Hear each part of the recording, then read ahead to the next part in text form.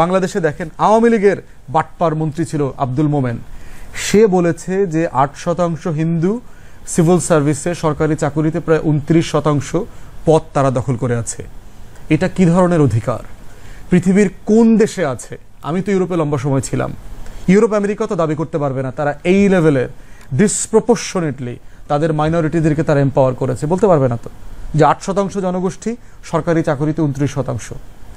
Sachar committee করেছে আপনার ইন্ডিয়াতে, সাচ্চার কমিটি মুসলমানদের যে দুরবস্থার রিপোর্ট দিয়েছে, যে অফিসিয়াল হিসাব হচ্ছে 16% মুসলমান, যদিও আনঅফিসিয়ালি বলা হয় 20, 22, 25% পর্যন্ত হতে পারে।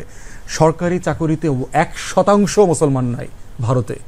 সেই রকম একটা জনগোষ্ঠী, সেই দেশের প্রশাসন, সেই দেশের সাম্প্রদায়িক মতলববাজ মানে শাসক গোষ্ঠী প্রশ্ন করছে বাংলাদেশে মাইনরিটিরা কেমন আছে, হিন্দুরা কেমন আছে, সে আলোচনা করছে।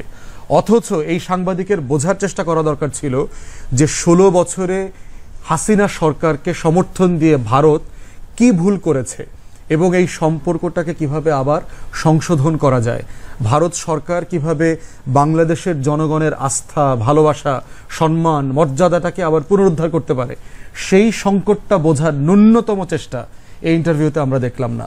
এবং এটার মধ্য দিয়ে যেটা বোঝা যাচ্ছে, তারা সম্পর্ক থেকে, তারা এই পরাজয় থেকে, তাদের এই ডিজাস্টার থেকে তারা ন্যূনতম কিছু শেখে নাই, কোনো লেসন নেয় নাই এবং নিচ্ছে না। এটাই হচ্ছে ভারতের 77 বছরের বিদেশ নীতির ব্যর্থতা।